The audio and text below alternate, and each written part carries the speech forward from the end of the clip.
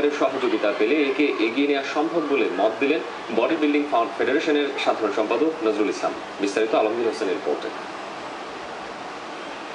প্রথম south Asian beach গেমসে অংশ নিতে প্রস্তুতি নিচ্ছেন দেশের সেরা বডি বিল্ডাররা। ফেডারেশনে আধুনিক যন্ত্রপাতি সম্বলিত জিমনেশিয়াম না থাকায় এবিসি গোল্ড জিমে অনুশীলন চলছে তাদের। বাংলাদেশের পক্ষে 70 কেজিতে লড়বে নাহিদ রেজা সুজন আর 80 কেজিতে নূরে আলম। এরা দুজনই সম্প্রতি 25তম জাতীয় শরীর গঠনের স্বর্ণপদকপ্রাপ্ত body builder. South Asian beach গেমসে ভালো ফলাফল করা নিয়ে আশাবাদী তারা। আমি তো মিস্টার বাংলাদেশে পর্যন্ত 4 বার, তো বাইরের কোনো একটা ভালো একটা প্লেয়ার আশা করতেছি। আমি গোল্ডের চিন্তা করতেছি। আমি যেহেতু আমরা রিপ্রেজেন্ট করবো বাংলাদেশকে, সো আমি চাবো অবশ্যই ভালো একটা কিছু করতে। উপর প্রতিযোগিতা শুরু হচ্ছে আগামী 8 অক্টোবর।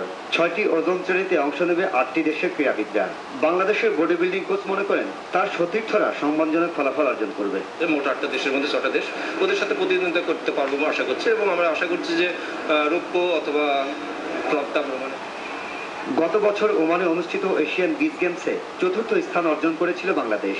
এই খারাপ ফলাফলের জন্য কর্মকর্তারা দায়ী করেছেন ফেডারেশনের সুযোগ সুবিধার অভাবকে।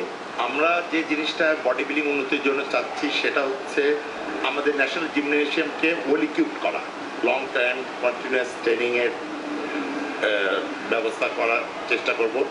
এবং এই আমাদের জিমনেশিয়ামটা যদি ইতিমধ্যে কোনো মানে ওইভাবে নিতে করতে একটু সময় লাগে, তাহলে আমরা অন্তত এবিসি গোল্ড জিমে যেটা ঢাকায় ওয়েল ইকুইপড আছে ওটাতে আমরা আমাদের আমাদের প্লেয়ারদের ট্রেনিংয়ের ব্যবস্থা করব।